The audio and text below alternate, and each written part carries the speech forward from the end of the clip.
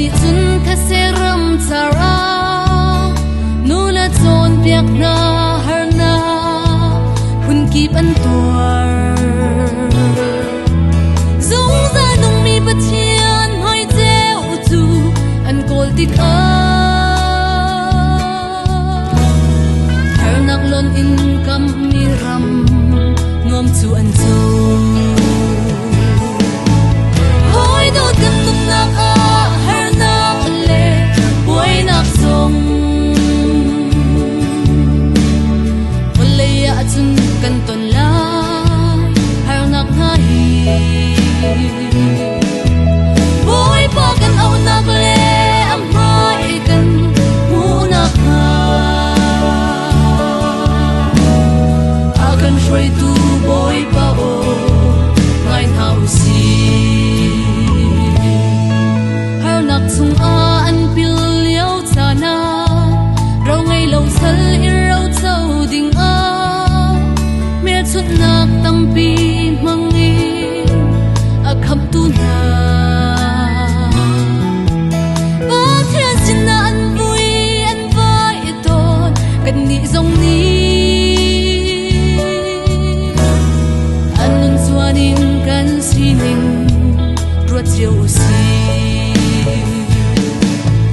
hoi do kan nunnak harnak le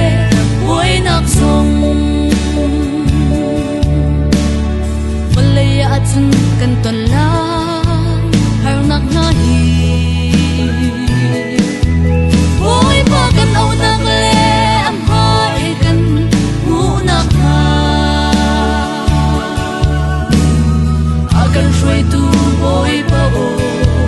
ngai hau si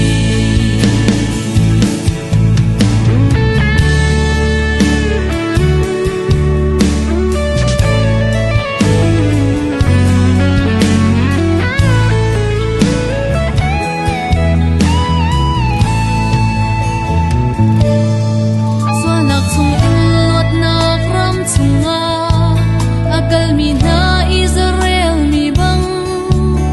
kantun mi Harnak ruanga nulay kirin sa akan tay tu naram tu kan ngai ton mo Pathian Kamhmi Ram chuanin mai nor si